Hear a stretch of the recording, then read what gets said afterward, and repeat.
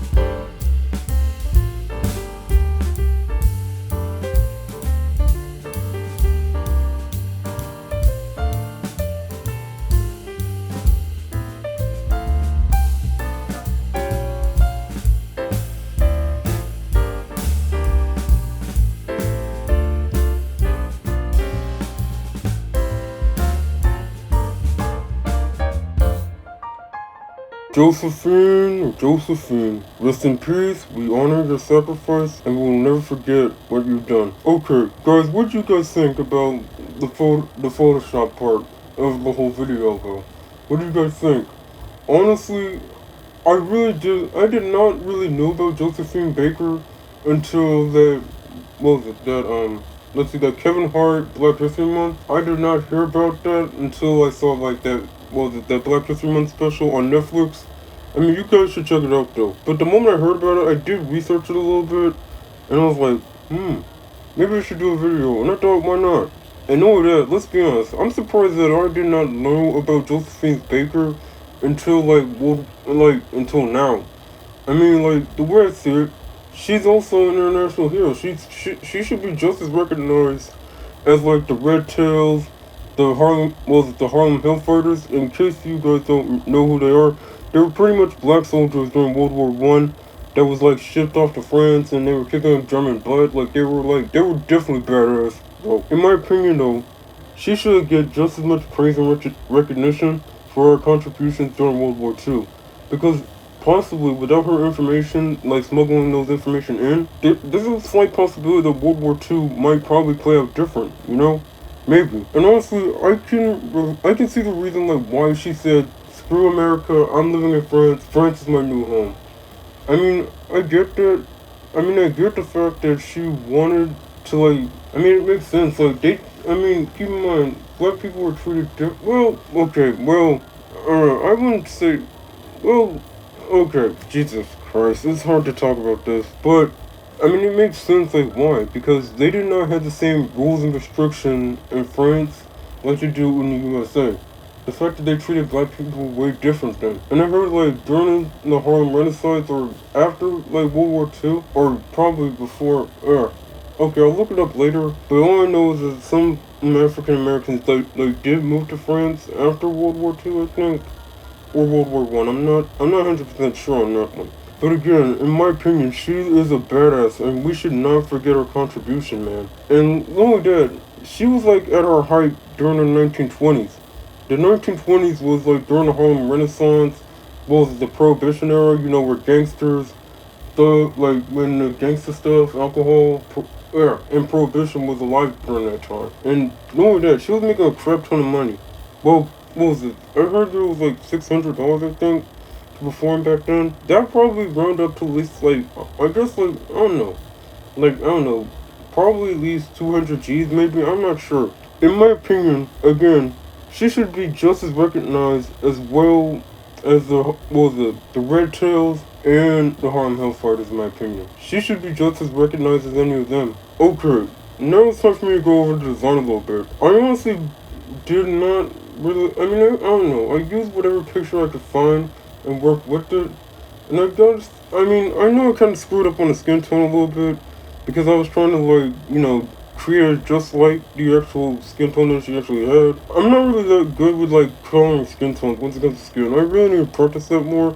And guys, keep in mind, I'm doing my best to, like, give y'all, like, the most content I can, because, like, college is very intense for me right now at this time, and I'm doing everything I could to, like, make sure I deliver you guys on some good content now. And shout out to, like, all my day one people, the day one people that's been with me since I started this channel. Thank you guys, thank you. Okay, going back to the design thing again, I did want to, like, showcase the fact that Josephine Baker was also a spy, and, like, the reason why I had the flags, both the American flag and the France flag together, the reason why I had them, like, both in the background, because, after all, like, Josephine Baker was born in America, and the fact that she's also a citizen in France, it kind of, like, I wanted to showcase, like, her dual nationality, because given the fact, again, she was born in the USA, and she moved to France and became a citizen there, honestly. Okay, if you guys have not, like, been watching James Bond movies, the reason why I add, like, the Walter PPK, because it kind of like, synonymous with, like, spies and spy movies, because, like, okay, okay, if you guys don't know, I used to, like, have a series on my channel called, like, How I Draw Guns. Basically, I draw whatever gun that anyone asks me to draw, and pretty much, like, go over the history behind it.